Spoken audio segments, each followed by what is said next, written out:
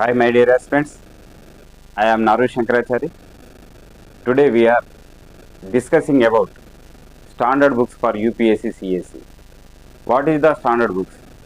I will explain to you how many books we prepare that competitive exam. Suppose Indian politic వచ్చేసరికి మీరు లక్ష్మీకాంత్ లేదా DD bus యొక్క 2 పుస్తకాలు refer చేస్తే సరిపోతుంది.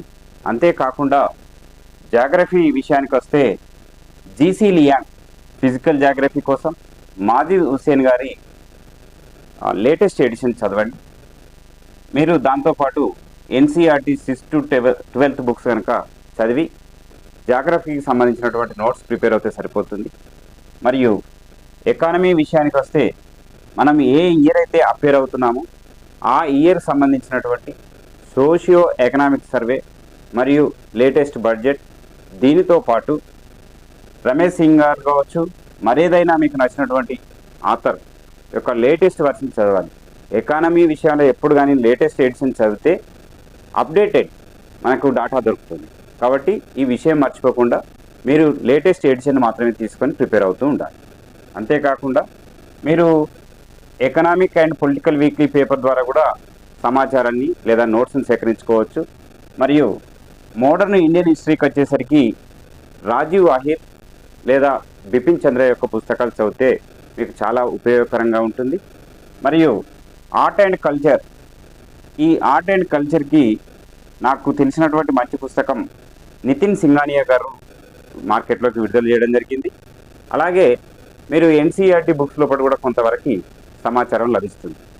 మరియు ఎకాలజీ అండ్ ఎన్విరాన్మెంట్ విషయానికి వస్తే శంకర్ ఐఏఎస్ వాళ్ళు విడుదల చేసేటటువంటి నోట్స్ చాలా ఉపయోగకరం.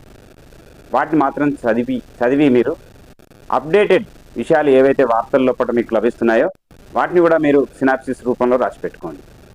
మిత్రులారా, ఇవే కాకుండా మీకు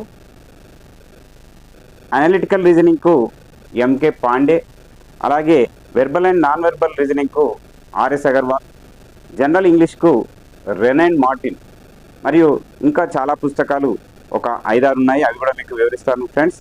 జనరల్ సైన్స్కి వచ్చేసరికి ఎస్ఏ మాజిద్, డిజాస్టర్ మేనేజ్మెంట్ కూడా మాజిద్ హుస్సేన్ గారి పుస్తకం చదవండి. అలాగే యాన్షియంట్ హిస్టరీకి మాత్రం ఆర్ఎస్ శర్మ గారి పుస్తకం చదువుతూ ఇంకా మీకు నచ్చినటువంటి పుస్తకాలు మార్కెట్లో ఏవి ఉన్నా కానీ ఒక సబ్జెక్ట్కి లేదా ఒక టాపిక్కి ఒకే స్టాండర్డ్ బుక్ మాత్రం సెలెక్ట్ చేసుకొని దాన్ని పదే మినిమం 10 times చదవాలి. అంతేగాని సపోజ్ ఎగ్జాంపుల్ చెప్తున్నాను, మోడర్న్ ఇండియన్ హిస్టరీ తీసుకున్నట్టయితే దానికి 4 పుస్తకాలు సేకరించి ఒక్కొక్క పుస్తకాన్ని 4 సార్లు చదివే బదులు ఒకే మంచి పుస్తకాన్ని సెలెక్ట్ చేసుకొని దాన్ని 10 times చదవండి. అనేక మార్లు రివిజన్ చేయండి. మీరు అప్పుడు మీ సొంత నోట్స్ రాసుకొని ఎగ్జామ్కి వెళ్తే సరిపోతుంది. Thank you my dear friends.